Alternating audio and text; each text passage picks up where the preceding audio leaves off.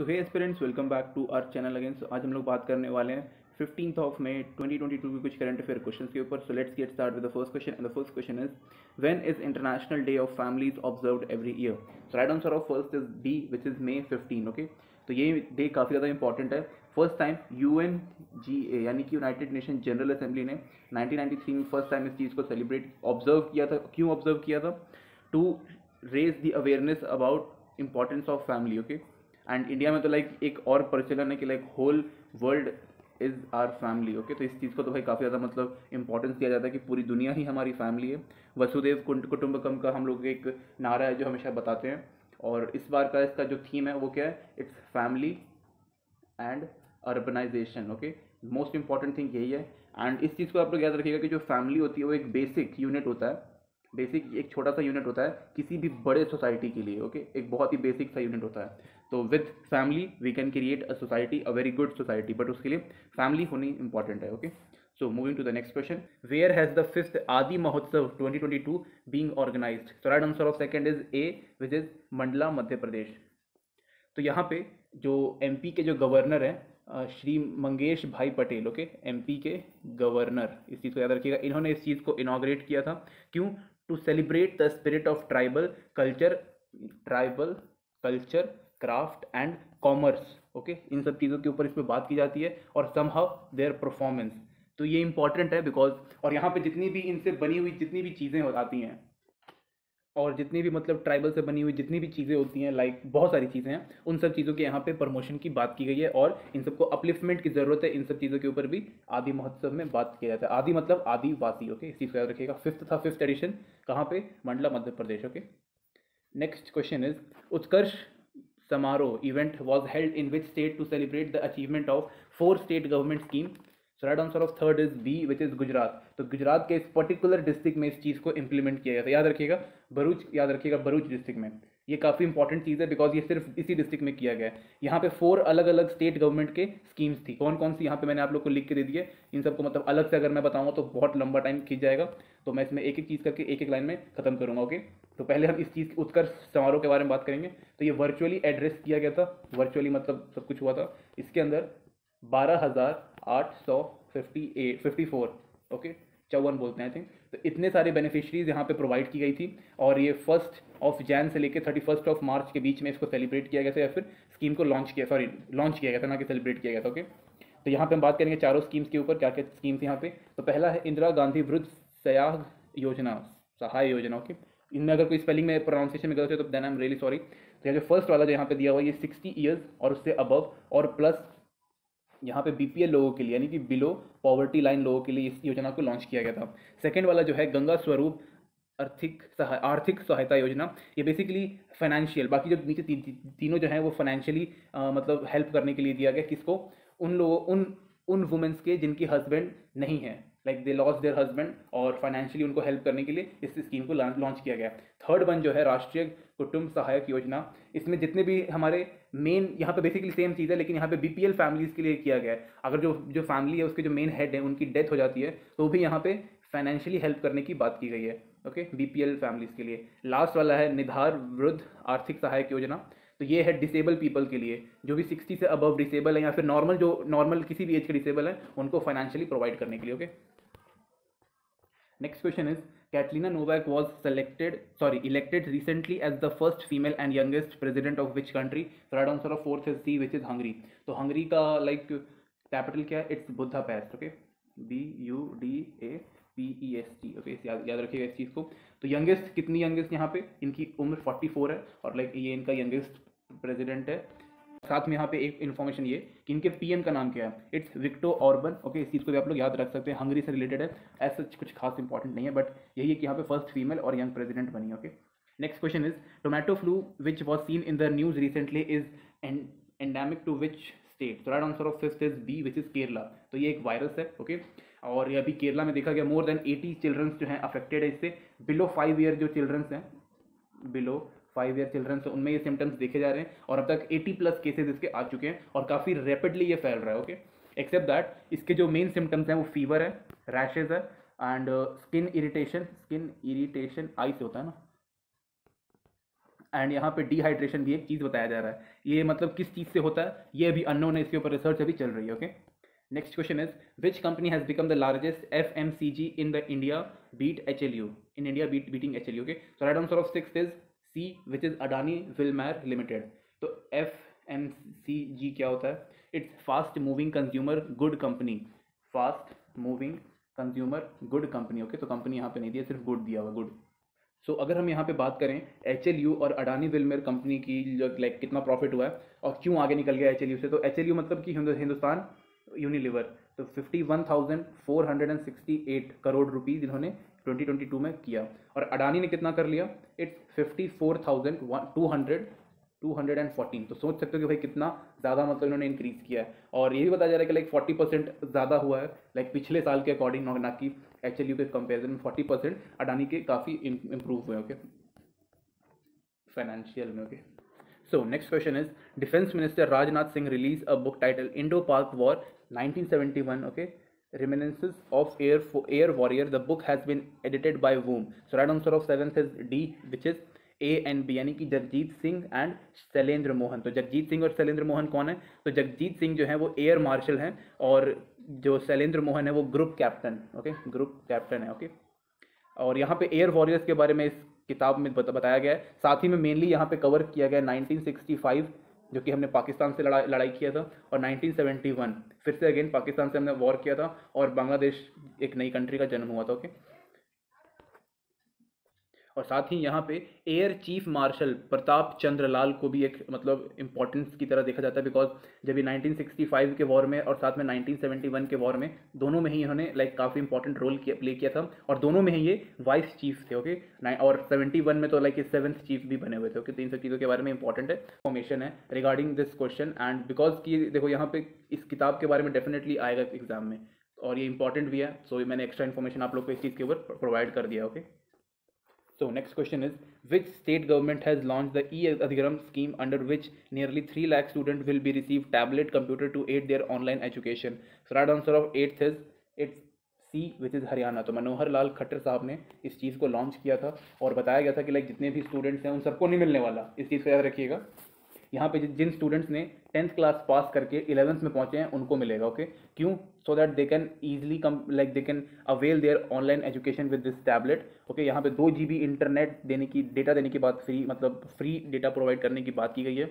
Accept that यहाँ पे pre loaded content रहेगा, अडेप्टिव लर्निंग सॉफ्टवेयर रहेगा और साथ ही में ई बुक्स रहेंगी, उनसे जितने भी रिलेटेड बुक्स होंगी वो यहाँ पे प्रोवाइड की जाएगी। ओके, तो काफ़ी एक अच्छा स्कीम है। So moving to the next question, a prominent crossing in Ayodhya will be developed by the name after whom among the following? So right answer of 9th is B, which is late Lata Mangeshkar, late Lata Mangeshkar. Okay, तो यहाँ पे काफ़ी important चीज़ इनको श्रद्धांजलि देने की बात की गई है, और यहाँ पे जो टेम्पल टाउन जिसको हम अयोध्या भी बोलते हैं या फिर अयोध्या को हम टेम्पल टाउन भी बोलते हैं, वहाँ पे एक क्रॉसिंग है, उनको वहाँ पे इनका लाइक किया जाएगा, नाम किया, उनका जो नाम चेंज करके इनका नाम रखा जाएगा, तो रीनेम किया जाएगा। Okay, main important thing. साथ में lord Ram and lord Hanuman ji के जो इन्होंने जो संगीत बोलते हैं, क्या बोलते हैं वहाँ पे, या इट्स भजन, तो जो लता मंगेशकर मैम ने जो जितने भी भजन गाए थे लॉर्ड राम के लिए, लॉर्ड हनुमान के लिए, तो वो सारे यहाँ पे प्ले किए जाएंगे और काफ़ी लाइक एक अच्छी बात है यहाँ पे कर रहे हैं। तो ओके, तो यहाँ पे right answer is Lata Mangeshkar ji, इनका यहाँ पे नाम रीनेम किया जाएगा। ओके, आगे देखते हैं क्या होता है साथ में। Next question is Department of Expenditure Ministry of Finance released dash as the revenue deficit grant for 14 state. So right answer of 10th is A, which is 7,183 crore rupees. Okay, तो यहाँ पे ये यहाँ पे आएगा। ओके, तो यहाँ पे इतना ग्रांट किया गया, क्यों किया गया, कैसे किया गया, ये वाला मैं चाहूँगा कि आप ये क्वेश्चन जाके खुद से देखोगे, ये इंपॉर्टेंट भी है और आप इसको खुद से भी कर सकते हो, काफ़ी ईजी भी है, like important and easy. So next question is world oldest chess grandmaster Yurik Avebeck passed away. He belongs to which country? यहाँ पे पास लिखना मैं भूल गया। ओके, तो यहाँ पे समझ जाएगा कि वहाँ पे पास लिखा हुआ। ओके, तो it's right answer of 11th is B, which is Russia. Okay, तो ये 100 ईयर्स के थे और तब इनकी लाइक मृत्यु हुई, एंड यहाँ पे ये मॉस्को के चैंपियन रह चुके हैं। 1948 में इनको ये दर्जा मिला हुआ है, 1949 में सॉरी, मॉस्को के चैंपियन रह चुके हैं। इनको ग्रैंड मास्टर की उपाधि जो है वो 1952 में मिला था, ग्रैंड मास्टर की जो पद होता है वो सब बहुत सारे लोगों को मिला है, इंडिया में बहुत सारे लोगों को मिल चुका है। एंड ये एक यूएसआर के चैंपियनशिप का भी मतलब घोषित भी किया गया, लाइक पूरे यूएसआर में लाइक इनसे बढ़िया चैंपियन कोई नहीं था 1954 के टाइम पे। ओके, तो यहाँ पे इस चीज़ के बारे में भी इनको मिला हुआ है। साथ ही में इन्होंने चेस फेडरेशन को भी, मतलब यूएसआर के जो चेस फेडरेशन है उसका भी ये पार्ट रह चुके हैं 1972 से लेकर 1977 तक। एज ये इंडिया से नहीं है, अदरवाइज इसमें और भी मतलब जो इंपॉर्टेंट अवार्ड होता है इंडिया के लिए वो भी इसमें बताया जाता है। मोस्ट इंपॉर्टेंट थिंग ये 100 ईयर्स ओल्ड के थे। Okay, next question is Pandit Sukhram has passed away recently, he was an, right answer of 12th is D, Lok Sabha member, plus यहाँ पे ये यूनियन मिनिस्टर भी रह चुके हैं, नॉट ओनली लोकसभा मेंबर, ये यूनियन मिनिस्टर भी रह चुके हैं। तो ये मंडी कॉन्स्टिट्यूंसी जो कि इट्स इन हिमाचल प्रदेश, वहाँ पे का मंडी जो कॉन्स्टिट्यूंसी है वहाँ से बिलोंग करते थे। ये 5 बार 5 टाइम विधानसभा से जीत चुके हैं और 3 टाइम लोकसभा के मेंबर रह चुके हैं। ओके, तो ये काफ़ी बड़ी बात है। और ये यूनियन मिनिस्टर भी रह चुके हैं, साथ में ये minister of communication and information technology के भी मिनिस्टर रह चुके हैं 1993 से लेकर के 1996 तक। और साथ में ये 5 सालों के लिए जेल भी गए हैं 2011 में टेलीकॉम में कुछ करप्शन करने के लिए। Okay, so next question is who has been conferred with the Param Vishisht Seva Medal for his distinguished service and exceptional order at a defense investiture ceremony? So right answer of 13th is B, which is Manoj Pandey. तो ये हमारे general रह चुके हैं, ये award मिला हुआ है, मेडल मिला हुआ है, परम विशिष्ट सेवा मेडल। ओके, एंड इसके अलावा 13 और शौर्य चक्र भी मिले हैं, तो आप उसके बारे में जानिएगा कि भाई किस किस को मिला है, क्योंकि वो इंपॉर्टेंट है। अगर आप किसी भी मिलिट्री एग्जाम की तैयारी कर रहे हैं लाइक एनडीए सीडीएस, तो उसमें डेफिनेटली कहीं ना कहीं करंट अफेयर से पूछेगा, फिर जनरल नॉलेज से जरूर पूछेगा। मोस्ट इंपॉर्टेंट थिंग, परम विशिष्ट सेवा मेडल किसको मिला है? मनोज पांडे जी को मिला। Okay, next question is which of the following has launch AIM Prime Playbook with Atal Innovation Mission to help academic and launch Dev Tech spin-off? So right answer of 14th is D, which is NITI Aayog. Okay, तो AIM तो आपको पता चल गया, prime का full form क्या है? तो it's programme for research in innovation market readiness and entrepreneurship. तो ये जो किताब है, जो कि प्लेबुक जो इसको बोला गया, ये basically for guided for science based in entrepreneurship है। लाइक साइंस को लेकर के हम लोग एंटरप्रेन्योरशिप के ऊपर के आगे बढ़ेंगे। ओके, यहाँ पे एक प्राइम लाइब्रेरी बनाया गया है जिसमें सोर्स ऑफ इन्फॉर्मेशन बहुत सारे हैं, लिटरली बहुत सारे वहाँ पे जो किताबें रखी हुई हैं और उसमें इन्फॉर्मेशन की कमी नहीं है, ऑब्वियसली लाइब्रेरी है। साथ में यहाँ पे प्राइम वीडियोस भी बताई गई। ओके, प्राइम वीडियोस, वो क्या बोलते हैं, OTT वाला नहीं, ये अलग है। यहाँ पे ओपन एक्सेस वीडियो कलेक्शन को मिलेगा, जिसके थ्रू आप लोग जान पाएंगे कि लाइक एक एंटरप्रेन्योरशिप कैसे शुरुआत करता है और एट दी एंड वो कैसे बन जाता है। ओके, तो इस चीज़ को आप लोग रिमेंबर कर सकते हैं, और अगर आपको और जानना है तो आप डेफिनेटली इस पर सर्च भी कर सकते हैं। Next question is what is the theme of international nurse day 2022? Right answer of 15th is A, which is nurses a voice to lead, invest in nursing and respect right to secure global health. Okay, next question is Prasar Bharati has signed an MOU on cooperation and collaboration in broadcasting with ORTM। यहाँ पे इसका full form दिया हुआ है, क्या है? Okay, ये okay दिया हुआ है with which country? Right answer of 16th is A, which is Madagascar. Okay, तो यहाँ पे एज ए यहाँ पे बताया गया है corporation and collaboration and in broadcasting, तो इसके ऊपर किया गया है। कहाँ पे किया जाएगा? It's Madagascar national telecom, MNT, यानी कि मेडागास्कर के national television, sorry not it's not telecom, it's television. Okay, कभी कभी थोड़ा निकल जाता है दिमाग से। तो इस पे हम लोग क्या करने वाले हैं, क्या क्या यहाँ पे हम लोग पब्लिक करेंगे? यहाँ पे एजुकेशन के ऊपर, science, entertainment, most important thing, sports, news and researches, जितनी भी होगी वो सारे इस चीज़ के ऊपर हम लोग इस टेलीविजन से हम लोग ब्रॉडकास्ट करने वाले हैं। मेडागास्कर के साथ हम लोग काफ़ी सारे मतलब ट्रेड वगैरह भी होता है, और ये जो प्रसार भारती जो भी कर रहा है ये भी काफ़ी एक अच्छा चीज़ है। MOU साइन किया गया, मतलब memorandum of understanding, if I am not wrong. So next question is what is the Indian rupee all time low record against US dollar?